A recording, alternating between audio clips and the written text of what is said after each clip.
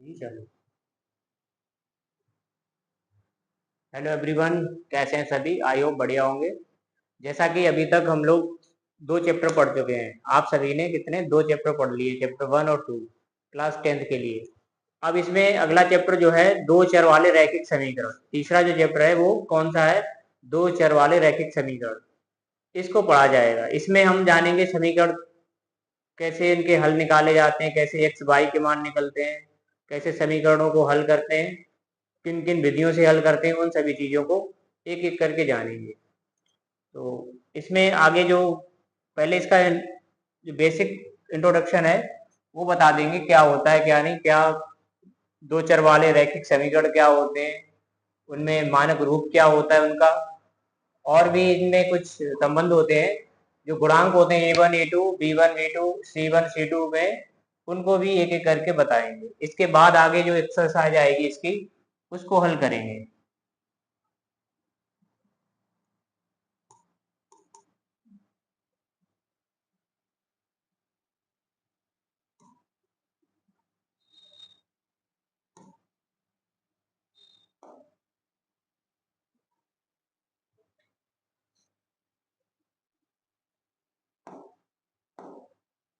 इसमें पढ़ेंगे दो चर वाले रैखिक समीकरण।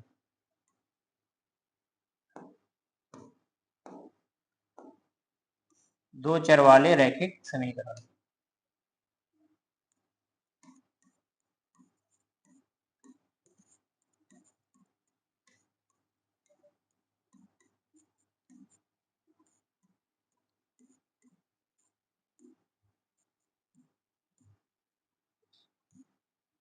दो चर वाले रैखिक समीकरण, इससे पहले हम लोग रैखिक समीकरणों को पढ़ चुके हैं। रैखिक समीकरण क्या होते हैं उनके बारे में पहले पता होना चाहिए।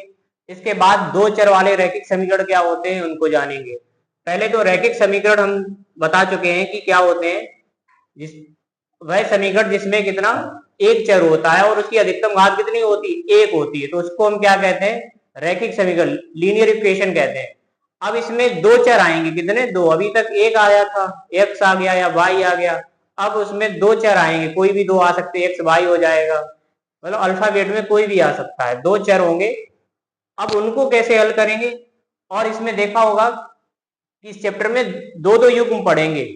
जो रेखाएं होंगी, जो समीकरण होंगे, उनको युग्म के रूप में पढ़ेंगे। युग्म का मतलब दो समीकरण होंगे, उनसे हमें एक्स वाई के मान निकालने पड़ेंगे, उनके हल ज्ञात करेंगे।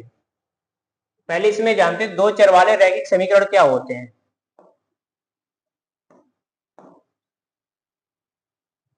इसमें लिखते हैं ऐसा समीकरण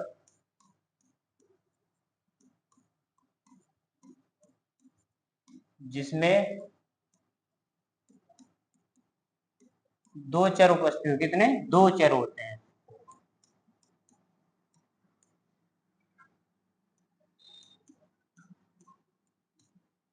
कितने चर होते हैं? दो चर होंगे, क्योंकि दो चर वाले, टू वेरिएबल्स, दो चर होते हैं तथा प्रत्येक चर की अधिकतम घात, तथा प्रत्येक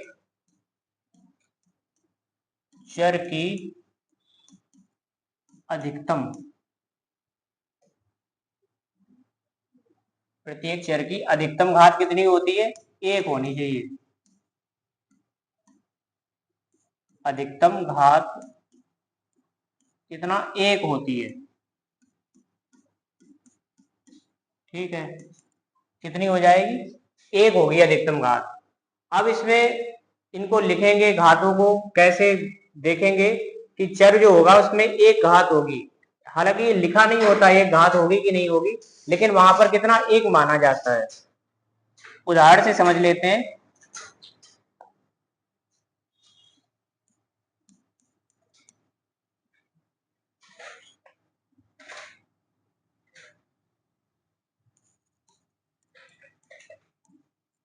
to X plus three Y बराबर 5।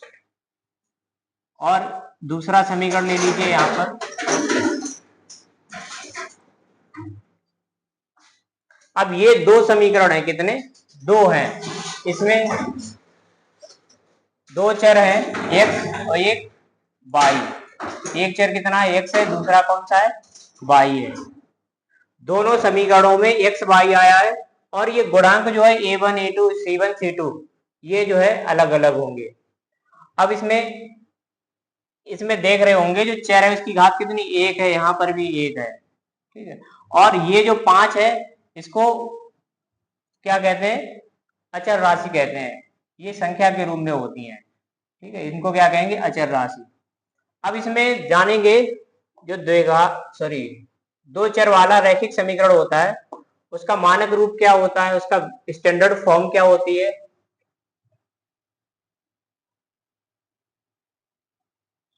मानक रूप, इसका क्या पढ़ेंगे, मानक रूप।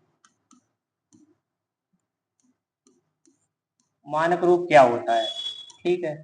पहले हम देखा होगा आपने जो एक चर वाला रैखिक समीकरण पढ़ा था, एक वाला पढ़ा था, उसमें कितनी घात थी, एक थी। अब दो चर वाले हैं, दो चर के लिए हमें कितना ऐसे लाना पड़ेगा। वैसे तो अगर दो युग्म है तो a1 a2 करके लिखना पड़ेगा। अगर एक समीकरण है तो उसको हम ax plus B Y plus C बराबर 0 लिख सकते हैं। कितना ऐसे लिख देंगे, ये मानक रूप हो जाएगा किसका, दो चर वाले रैखिक समीकरण। लेकिन ये दोनों कैसे, युग्म के रूप में, किसके, अगर युग्म के रूप में तो क्या बनेंगे, तो हम क्या करेंगे, a1 x हो जाएगा, b1 y हो जाएगा और ये c2 हो जाएगा। और ऐसे ही दूसरा बनेगा a2 x plus b2 y plus c2 बराबर 0। ये इनके क्या होंगे, मानक रूप होंगे। ये जो दो चर वाला रैखिक समीकरण है उसका क्या होगा, ये मानक रूप कहलाएगा। अब इसमें हम जानेंगे कि इसमें संबंध क्या होता है, a1 a2 क्या होते हैं, b1 b2 क्या होते हैं, c1 c2 क्या होते हैं। इन सभी चीजों को एक एक करके इसमें जानेंगे। यहाँ पर c1 होगा कितना, पहले समीकरण को एक दे देंगे और दूसरा 2, तो a1 a2 और c2 हो जाएगा। पहले वाले में a1 b1 c1 और सेकंड वाले में a2 b2 और c2, ये हो जाएंगे, ठीक है। अब यहाँ पे लिखेंगे जो x और y क्या है, x y, x comma y ये क्या है, चर है। और a1 कॉमा b1 यहां से लिखेंगे a1 comma b1 comma c1 और a2 comma b2 comma c2, ये क्या है, ये वास्तविक संख्या है। कैसी है, वास्तविक संख्या है या वास्तविक राशियां कह सकते हैं, ये हो जाएंगे, ठीक है। अब इसमें इनमें रिलेशन होता है इनके बीच a1 a2 b1 b2 और c1 c2 के बीच में, कि समीकरण अगर हमने हल किए तो उनके कितने हल होंगे, कैसे उनको हल करेंगे, सारी चीजें।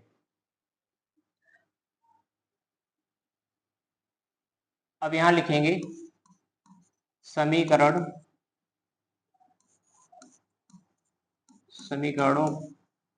के हल एवं उनकी एवं प्रकृति।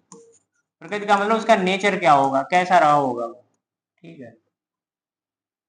अब इसमें देखेंगे ये कितना हो जाएगा, a1 upon a2 is not equal b1 upon b2। तो ये जो रेखाएं होंगी वो कैसी होंगी, प्रतिच्छेदी रेखाएं होंगी। कैसी होंगी, प्रतिच्छेदी रेखाएं। कितनी होंगी, प्रतिच्छेदी रेखाएं होंगी। और इनके हल कितना होगा, एक हल होगा। कितने, एक हल होगा, एक हल मिलेगा इसका। और इनको हम ऐसे करके दिखा सकते हैं, ये लाइनें होंगी यहाँ पे, ये जो मिलेंगी यहाँ पर, इससे कितना पता चलेगा, इसका एक हल मिलेगा, ठीक है। अब इसमें लिखेंगे a1 अपॉन a2 बराबर b1 अपॉन b2 और बराबर में c1 अपॉन c2, ठीक है। ये कैसी रेखाएं होंगी, ये होती है संपाती रेखाएं।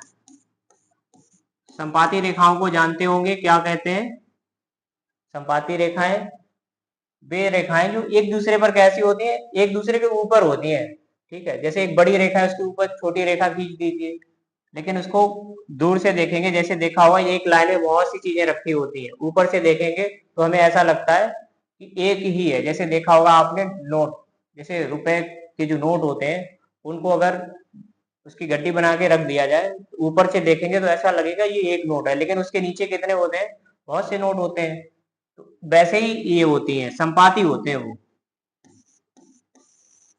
कोई भी चीज हो सकती है अगर समान सीधी रेखा में रखी है तो। संपाती रेखाएं, इसके कितने होंगे, अनेक हल होंगे, इसके अनेक हल हो सकते हैं। और ये रेखाएं कैसी होती हैं, जैसे एक रेखा ये कौन सी है, इसको हम नाम देंगे ए बी,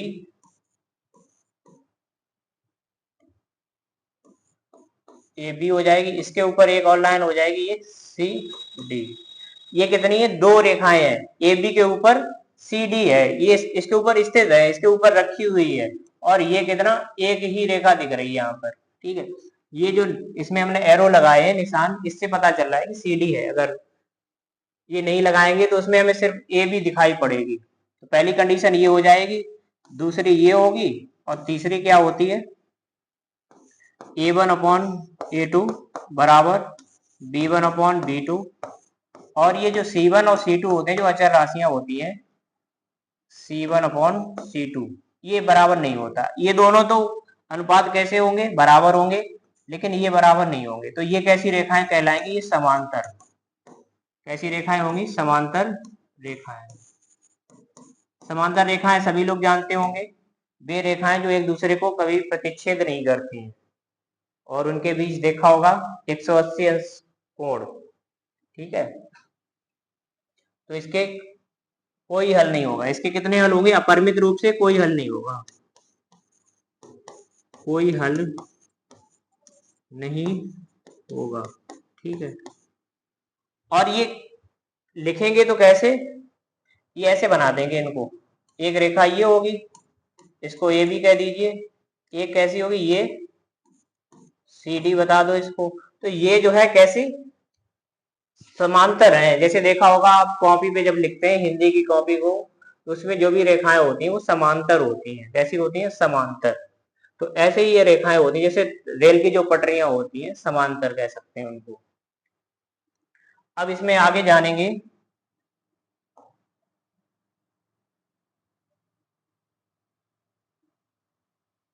ये तो इनके हल हो गए। क्या हो गए इनके, इनके हल हो गए। जो रेखाएं होती हैं उनके हल कैसे ज्ञात करेंगे, इन चीजों को यहाँ पर हम लोगों ने जान लिया है। ठीक है,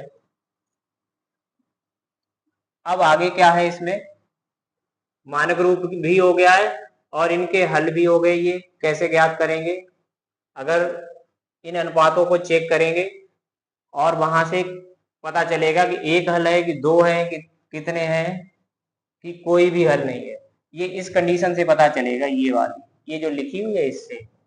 अब आगे इसमें जानेंगे हम लोग, मानक रूप भी हो गया है कि समीकरणों को हल कैसे करते हैं, किनको, दो चर वाले रैखिक समीकरण अगर दिए हो तो उनको हल कैसे करेंगे, दो चर वाले रैखिक समीकरणों को हल कैसे करेंगे।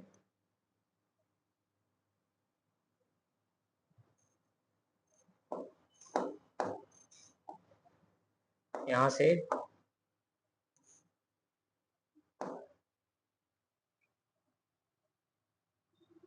विधियां, हल करने की जो विधियां हैं वो कौन कौन सी है हल करने की।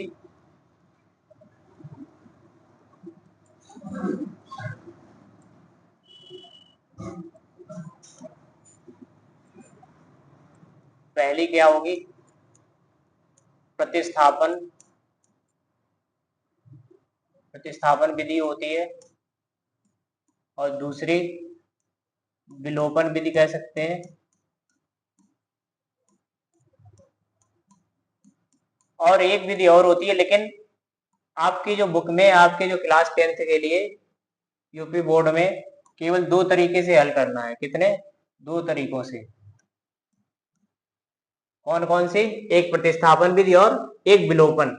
तीसरी और होती है, तीसरी कौन सी होती है, इसको अलग से लिख देते हैं इधर, ग्राफी विधि। इसको ग्राफ के द्वारा, किसके, ग्राफिकल मेथड से दिखाते हैं, ग्राफी विधि। ठीक है, तो अभी हम लोग इन दोनों को पढ़ेंगे। किसको? प्रतिस्थापन विधि और विलोपन विधि, इन दोनों को जानेंगे। इनसे कैसे समीकरणों को हल करते हैं और कैसे x y के मान ज्ञात करते हैं और किस प्रकार हल करते हैं, सारी चीजें जानेंगे इसमें।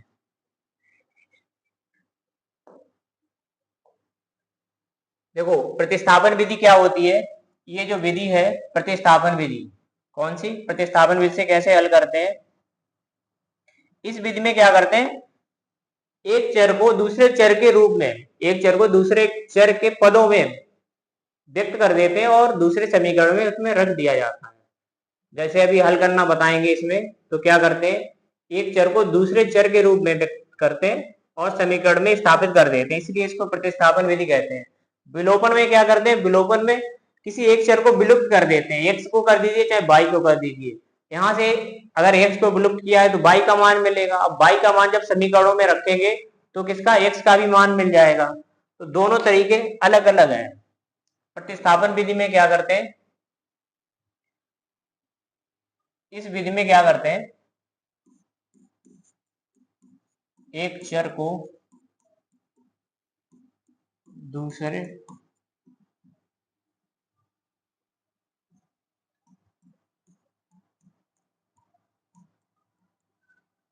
बदलकर स्थापित, यहाँ पर प्रतिस्थापित करते हैं।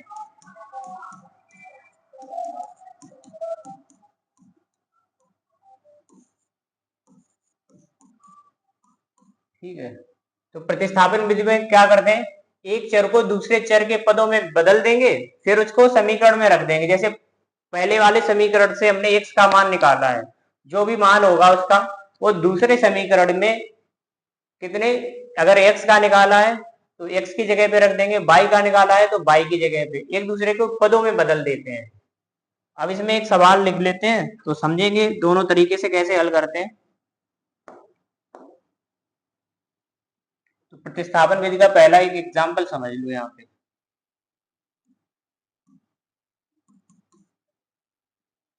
कितना हो जाएगा, यहाँ से 2x प्लस 3y बराबर 5 और x प्लस वाई बराबर 3 कर दीजिए। ठीक है, पहले तो हम क्या करेंगे, इसको हल करेंगे कैसे, प्रतिस्थापन विधि से। किससे हल करेंगे, प्रतिस्थापन विधि से। तो प्रतिस्थापन विधि में क्या करेंगे, जिससे सरल लगे उसमें लगा दीजिए। ये समीकरण एक हो जाएगा, ये दूसरा हो जाएगा। अब इसमें क्या करेंगे, इससे ज्यादा आसान रहेगा तो इससे कर दीजिए, या इससे कर दो। तो यहाँ से समीकरण कौन सा, जिसको भी हम लेंगे उससे लिखना पड़ेगा। समीकरण दो से हम क्या ले रहे हैं, x का मान या y का निकालो, तो y x प्लस वाई बराबर कितना था, 3 था, तो y बराबर कितना आ जाएगा, 3 माइनस x हो जाएगा ये। अब y का मान क्या करेंगे, y का मान किसमें, समीकरण एक में रख दो, एक में प्रतिस्थापित कर देंगे तो क्या बनेगा, ये 2x प्लस 3y बराबर कितना हो जाएगा, 5। अब जहां पर y का मान दिया है कितना, 3 माइनस एक्स, 3 और 3 माइनस एक्स बराबर 5 रहेगा।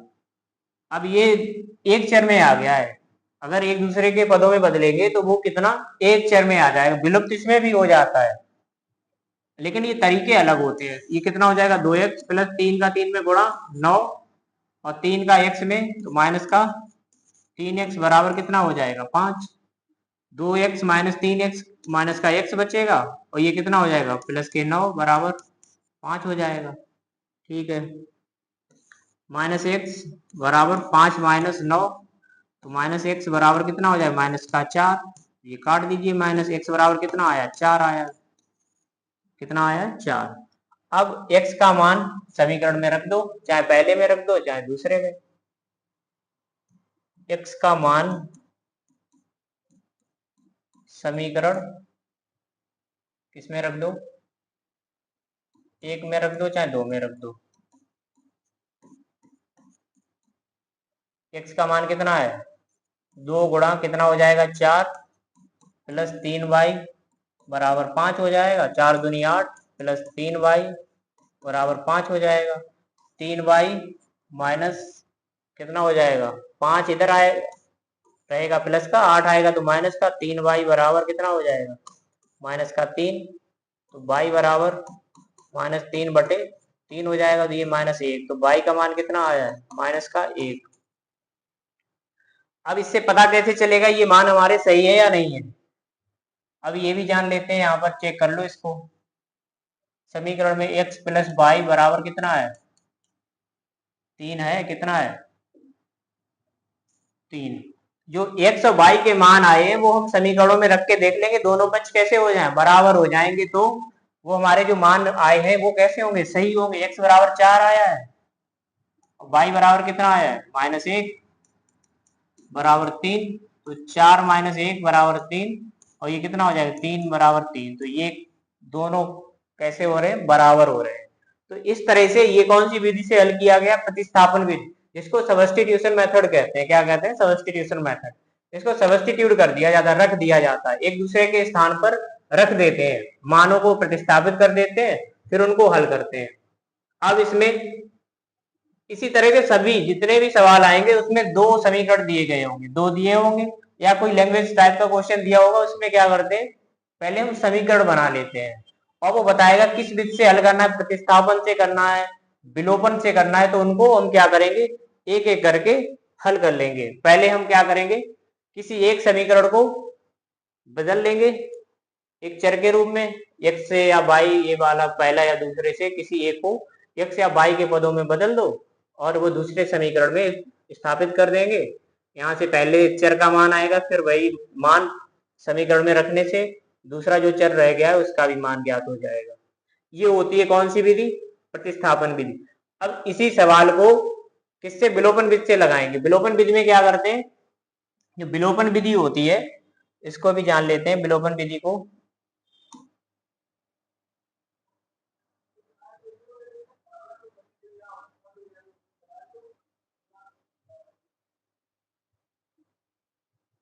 अब इसमें विलोपन विधि क्या होती है इसको देखते हैं।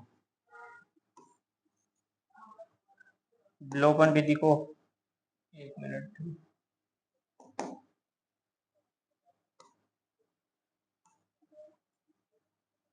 अब समीकरणों को विलोपन विधि से कैसे हल करेंगे। दूसरी जो विधि थी वो कौन सी थी, विलोपन, एलिमिनेशन मेथड, विलोपन विधि थी, ठीक है। इसमें क्या करते हैं, किसी एक चर को विलुप्त कर देते हैं। क्या करते हैं, किसी एक चर को लुप्त कर देते हैं या विलुप्त कर देते हैं।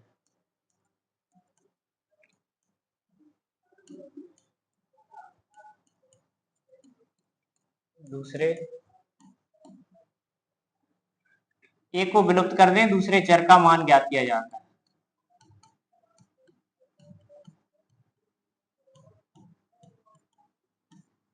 मान लीजिए x को हमने क्या कर दिया, इससे हटा दिया है, y का जो मान आएगा y का वो समीकरण में रखेंगे तो x का एक नया मान मिल जाएगा, यहाँ से जो भी होगा। इस तरह से इसको हल करते हैं। अब इसी सवाल को किससे, विलोपन विधि से हल करके देखते हैं, दोनों तरह से ये सही हल होता है या नहीं होता है, देखते हैं। हमारे पास समीकरण क्या थे, उदाहरण के तौर पे इसको हल करेंगे। इसी उदाहरण को किससे हल किया था, प्रतिस्थापन विधि से, सब्स्टिट्यूशन मेथड से। अब इसको एलिमिनेशन से, विलोपन विधि से हल करेंगे। विलोपन विधि से कैसे हल करेंगे, इसको लिख लेते हैं पहले। 2x + 3y बराबर 5 हो जाएगा, और ये x + y बराबर 3, ये समीकरण 1 बनेगा, ये 2।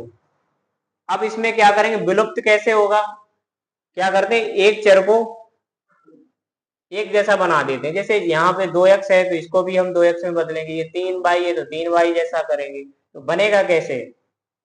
अब हमें यहाँ से y को हटाना है, किसको, y को। तो समीकरण 1 में अगर y को हटाएंगे तो किससे, 3 से गुणा करना पड़ेगा, किसमें, 2 से। समीकरण 2 में किससे, 3 से गुणा करके फिर हल करेंगे। हल करने पर ठीक है, तो ये समीकरण क्या बनेगा, ये तो 2x रहेगा, कितना रहेगा, 2x + 3y बराबर 5 हो जाएगा। 3 का जब इसमें गुणा करेंगे इस तरह से, 3 का गुणा इधर भी होगा और वहां भी हो जाएगा, तो कितना बनेगा ये 3x प्लस का 3y, और 3 का गुणा 3 से, 3 3 का 9। ठीक है, अब इसको हल कैसे करेंगे?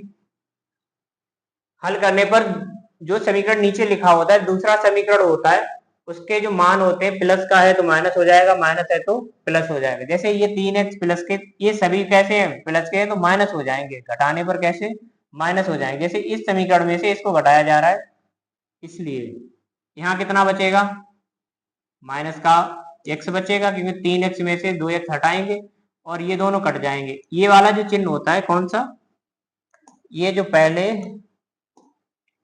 ये चिन्ह होता है, इसका कोई मतलब नहीं रहता है यहाँ पे। इस चिन्ह को क्या करते हैं, इग्नोर करते हैं, इसको नेग्लेक्ट कर देते हैं। ठीक है, इसको क्या करते हैं, इसको नेग्लेक्ट कर देते हैं।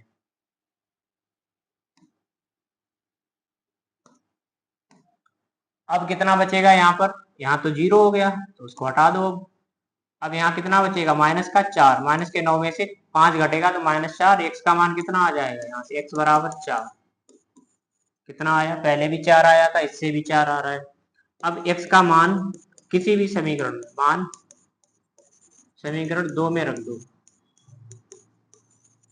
रखने पर x प्लस वाई बराबर कितना था, x प्लस वाई बराबर क्या था, 3 था, और x का मान 4 आया है तो y का मान कितना आएगा, यहाँ से 3, तो y बराबर 3 माइनस 4 हो जाएगा, तो y का मान कितना आएगा, माइनस का 1 आ जाएगा।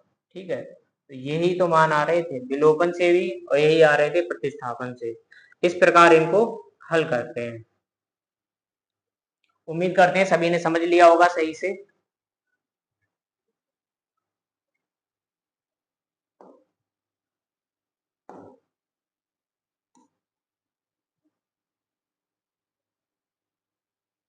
अब इसमें आगे देखेंगे, ये जान लिया कि दो चर कैसे ज्ञात करते हैं, दोनों को अलग अलग तरीके से। और इसमें दो चर होते हैं, प्रत्येक की घात कितनी होती है, अधिकतम घात 1 होती है। और दो चर होंगे, कोई भी दो हो सकते हैं, एक्स वाई होंगे, है ना, एम एन हो सकते हैं, पी क्यू हो सकते हैं, किसी भी तरह से हो सकते हैं। अब इसमें जानेंगे अगली प्रश्नावली जो आएगी उसमें कैसे हल करेंगे सवालों को। पहला सवाल देखो, ये एक्सरसाइज 3.1, कितना 3.1 में पहला सवाल है। इसको ये कह रहा है कि कौन सी विधि से हल करना है, प्रतिस्थापन विधि से हल करके दिखाना है। चलिए देखते हैं। इसमें कह रहा है क्रिकेट टीम के एक कोच ने 39 रुपए में 3 बल्ले तथा 6 गेंदें खरीदी। कितने रुपए में, 3,900 में 3 बल्ले खरीदे, 6 गेंदें खरीदी। बाद में उसने एक और बल्ला खरीदा तथा उसी प्रकार की 3 गेंदें खरीदी, तब उसने कितने रुपए दिए, 1300 दिए। प्रत्येक बल्ले तथा गेंद का मूल्य ज्ञात करो। तो एक बल्ला और एक गेंद का मूल्य क्या रहा होगा वो ज्ञात करना है इसमें। चलिए देखते हैं इसमें पहले कैसे हल करेंगे। यहाँ पे समीकरण नहीं दिया गया है, समीकरण क्या करेंगे हम, ये लैंग्वेज जो भी दी गई है भाषा, इसको पढ़ के यहाँ से ज्ञात करेंगे। दो राशियां दी हैं, दो चीजें हैं, कितनी दी होंगी, दो, असमान होंगी।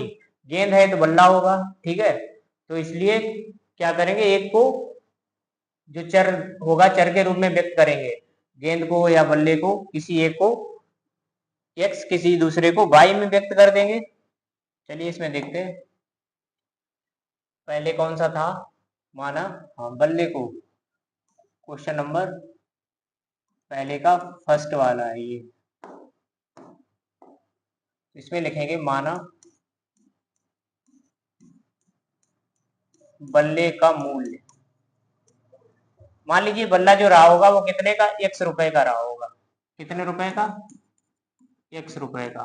ठीक है, इसी प्रकार गेंद भी अलग कोई अमाउंट रहा होगा इसका, इसको क्या करेंगे, 22 रुपए ले लेंगे। ठीक है, अब हम क्या करेंगे, प्रश्न के अनुसार उसने 2 बार ये प्रोसेस अपनाई है। कितनी बार, 2 बार। 2 बार में ये खरीदा है, पहले खरीदे 3 बल्ले और कितने थे, 3 बल्ले, 6 गेंदें खरीदी तब 39 रुपए दिए। फिर उसने एक बल्ला और 3 गेंदें खरीदी तब 1300 रुपए दिए। तो गेंद बल्ले के अलग अलग मूल्य पता करने कितने का है। प्रश्नानुसार 3 बल्ले लिए इसने तो 3x हो जाएगा। ठीक है, x क्या है, बल्लों का मूल्य है, और 3 क्या है, बल्लों की संख्या, बैट की क्या है, संख्या है ये, प्लस, और गेंदे कितनी, 6, गेंदों की संख्या 6, और ये कितने 22 रुपए लगे होंगे इससे, और कितने में खरीदा इसने, 3900 रुपए में। समीकरण 1 हो गया। अब दूसरी बार में यहाँ पे लिख देंगे प्रथम शर्त, इधर लिख देंगे सेकंड शर्त। फिर उसने क्या किया, एक बल्ला खरीदा, कितना, एक बल्ला, तो एक बल्ले के लिए हम 100 रुपए लिखेंगे, और गेंदें कितनी खरीदी, 3, 3 और रुपए कितने दिए टोटल, 1300। ये समीकरण क्या बनाएंगे, दूसरा बना देंगे। ये समीकरण बन गए। अब हम पता करेंगे इसमें, अब इसको किससे, प्रतिस्थापन विधि से हल करके इसके मान ज्ञात करेंगे।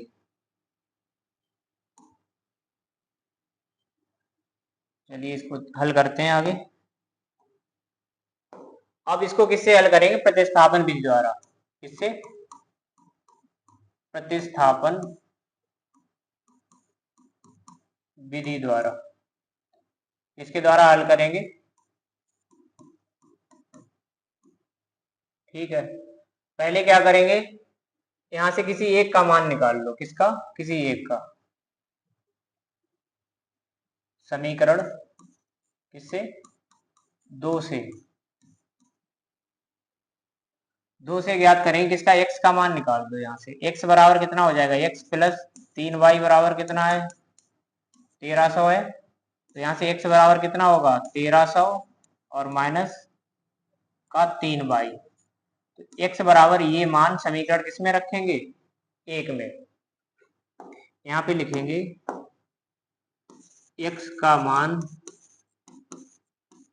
समीकरण 1 में रखने पर, इसमें रखेंगे, समीकरण 1 में रख देंगे। ठीक है, अब 1 में जब मान रखेंगे इसमें, तो 3 गुणा कितना हो जाएगा, 1300, और माइनस का 3y, और प्लस का 6y बराबर कितना, 3900। इसी तरह तो रखा जाएगा इसको। अब 13 का गुणा 3 से करेंगे तो 39, और 2 जीरो लग जाएंगे, 13 3 39, माइनस का 9y प्लस का 6y बराबर 3900। कितना आ गया, 39। देख रहे हैं 39 से इधर भी है और इधर भी है, और समान चिन्ह है, तो कट जाएगा। ये कितना बचा यहाँ पे, माइनस का कितना हो गया, ये 3y बराबर 0, तो y बराबर कितना हो जाएगा, यहाँ से 0। y का मान कितना आएगा, y का मान आ जाएगा यहाँ से 0 आ जाएगा। तो -3, 0 से भाग लगेगा इसका, तो क्या होगा, ये 0 हो जाएगा। तो यहाँ से y बराबर कितना हो जाएगा, 0 अपॉन -3, तो ये हो जाएगा y बराबर 0 आया। कितना आया, 0। अब ये y का मान समीकरण में रख दो, यहाँ पे हल करेंगे। y का मान कहाँ पे रख दो, समीकरण किसी में रख दो, कोई एक मान निकलने के बाद समीकरण 1 या 2 किसी में रख सकते हैं, दोनों से मिल जाएगा। ये वाला समीकरण बना सकते हैं, ये 3 कर दीजिए अगर चाहें तो y का मान कितना आएगा, y का मान रख दो समीकरण कितने, 2 में रखने पर, 2 में रखने पर कितना हो जाएगा, ये x प्लस 3y बराबर 1300 है। x का मान कितना आया, y का आया 0, तो x प्लस 3 गुणा 0 बराबर 1300, तो x बराबर कितना हो जाएगा, 1300 आ जाएगा। x का मान कितना होगा, 1300 आ जाएगा। x जो था वो किसका मूल्य था, बल्ले का मूल्य था, बैट का, और जो y था वो गेंद का मूल्य था। तो यहां लिख देंगे, अतः एक बल्ले का मूल्य किसमें लिया था, x में लिया था, वो कितना है, 1300 रुपए। कितने, 1300 हो जाएगा। और एक गेंद का मूल्य कितना होगा, और गेंद का मूल्य हमने क्या लिया था, y लिया था, तो ये कितने रुपए का बनेगा, 0 का हो जाएगा। ठीक है, इस तरह से इसको हल करते हैं। ये कौन सी विधि से हल किया गया? प्रतिस्थापन विधि से, जिसको सब्स्टिट्यूशन मेथड कहते हैं। इस तरह से हल करते हैं। अब इसमें आगे जो सवाल है उसको भी समझ लेते हैं, इसको किस तरह से हल किया है। आगे जो सवाल आएगा उसको भी प्रतिस्थापन विधि से ही हल करना पड़ेगा। इसको किस प्रकार हल किया गया है सभी ने समझ लिया होगा। अब जो इसका पहले का दूसरा क्वेश्चन है, सेकंड पार्ट, वो कैसे हल करेंगे उसको जानेंगे। सेकंड पार्ट क्या है इसका? कमल अपनी पुत्री से कहता है कि 5 वर्ष पूर्व मैं तुमसे 5 गुनी आयु का था, ठीक है। अब से 3 वर्ष बाद तुमसे केवल 3 गुनी आयु का रह जाऊंगा। कमल और उसकी पुत्री की वर्तमान आयु ज्ञात करनी है। दो पर्सन है, कौन कौन? एक कमल, दूसरा उसकी पुत्री है। क्वेश्चन नंबर पहले का सेकंड है ये। पहले इसमें लिखेंगे मानक कमल की आयु। कमल की आयु को कितना ले लेंगे?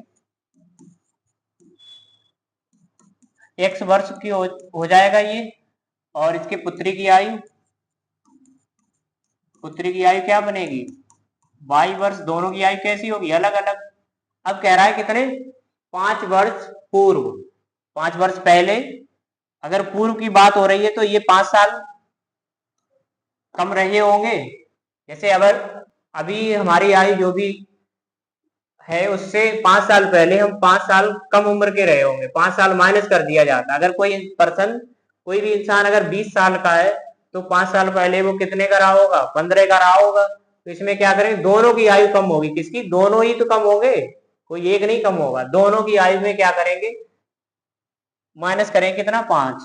तो 5 वर्ष पूर्व, 5 वर्ष पूर्व, यहाँ पे लिखेंगे प्रश्नानुसार अकॉर्डिंग टू क्वेश्चन। 5 वर्ष पूर्व किसकी आयु जानेंगे? पूर्व कमल। कमल की आयु कितनी थी? x-5 वर्ष। और पुत्री की आयु कितनी रही होगी? 5 वर्ष पूर्व पुत्री की आयु कितनी रही होगी? ये 22 साल की थी, अब 5 साल पहले 5 कम रही होगी, तो इतना हो जाएगा ये, ठीक है। अब इसने क्या कहा है? 5 वर्ष पूर्व मैं तुमसे 5 गुनी आयु का। इससे एक समीकरण बनेगा। क्या बनेगा? एक समीकरण बना देते हैं यहां से। अब ये कह रहा है इधर एक तरफ कमल और इधर इसकी पुत्री की आयु लिख दो। यहां से एक समीकरण बना देंगे, ठीक है। कमल कितने वर्ष का है? x-5 वर्ष का। इसकी पुत्री y-5। अब इसने कहा 5 वर्ष पहले, 5 वर्ष पहले कितने? ये 5 गुना रहा होगा इससे। कितना? 5 गुनी आयु का रहा होगा। किसकी? अपनी पुत्री की आयु का।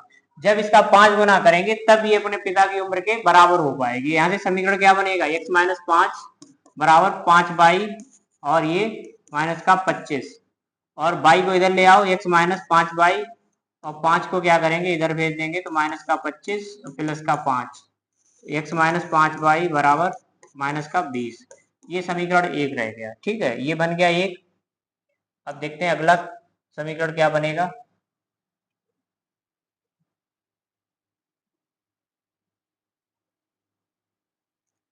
इसको थोड़ा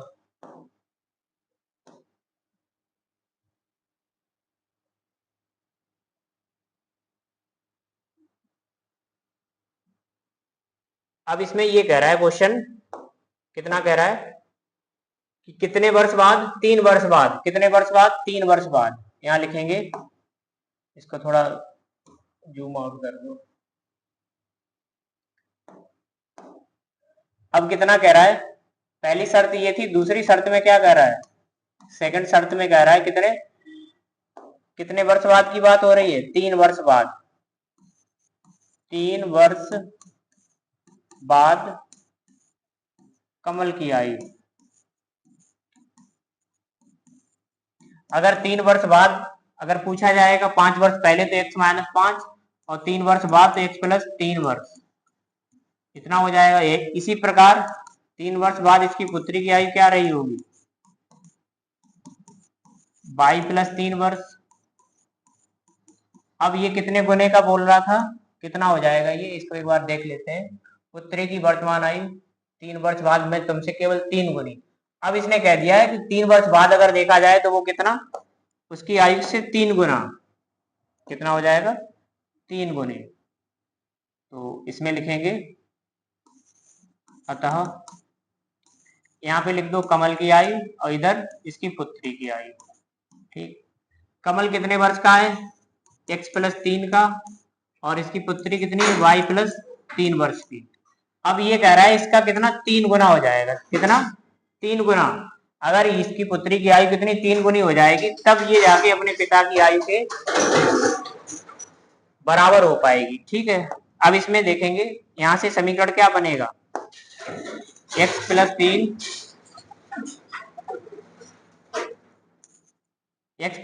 3y+9, तो यहाँ से x माइनस का 3y हो जाएगा बराबर 9 माइनस 3, x माइनस 3y बराबर कितना बनेगा 6। ये समीकरण 2। यहाँ से 2 समीकरण बन गए, पहला ये बन गया, दूसरा ये बन गया। इनको अब किससे, प्रतिस्थापन विधि से हल करेंगे, x y के मान निकालेंगे, तब पता चलेगा कमल की वर्तमान आयु क्या होगी और उसकी जो पुत्री है उसकी वर्तमान आयु क्या होगी। ठीक, अब इसको हल करते हैं।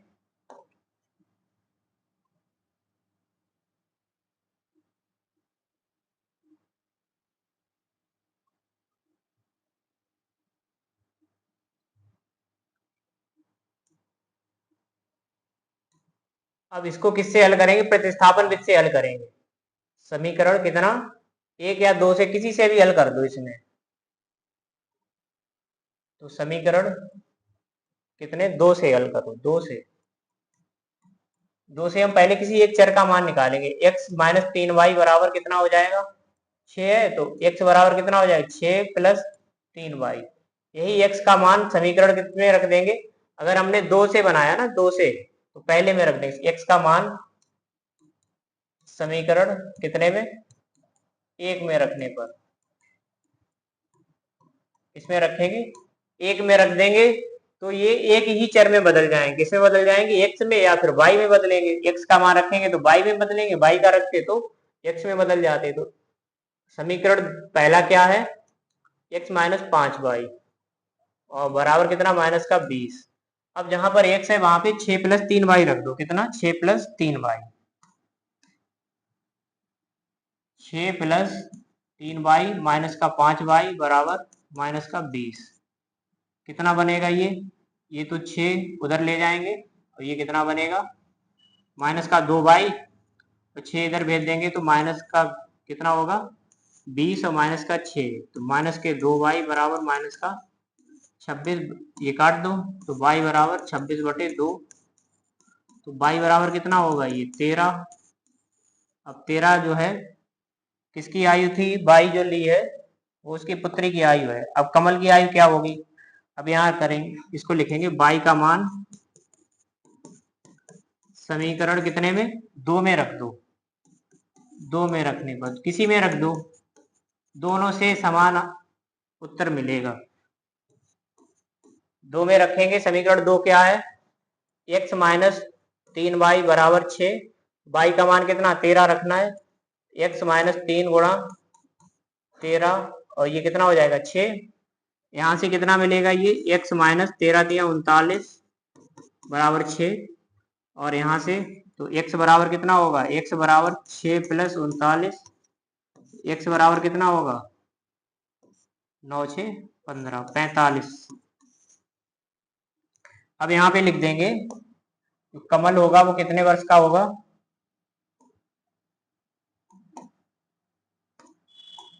यहाँ लिखेंगे अतः इसकी कमल की वर्तमान आयु, कमल की जो पूछा है उसी को लिखेंगे, वर्तमान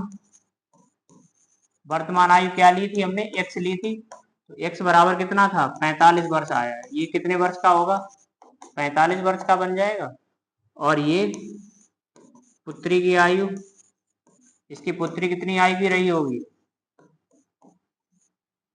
इसकी आयु को हमने 22 माना था, ये 13 वर्ष। ठीक है, इस तरह से इसको हल करेंगे। अगर चाहो तो इसको चेक कर सकते हैं, यहाँ पे रख के देख लीजिए। x का मान कितना है 45 है, यहाँ पे 45 माइनस 13, y का मान कितना है, ये 45 माइनस कितना हो जाएगा 39 बराबर 6, तो ये 6 बराबर कितना आ रहा है 6, दोनों पक्ष बराबर हो रहे हैं, तो ये समीकरण जो भी हमने मान ज्ञात करें वो कैसे सही है। ठीक है, इस तरह से इनको हल करते हैं। ये कौन सी विधि से हल कराए गए, प्रतिस्थापन विधि से। अभी इसमें बहुत से पार्ट हैं इसके, अभी आगे जो सवाल आएंगे उनको हल करेंगे तो और भी अच्छे से जान पाएंगे कैसे हल करते हैं। तो आज की क्लास में इतना ही।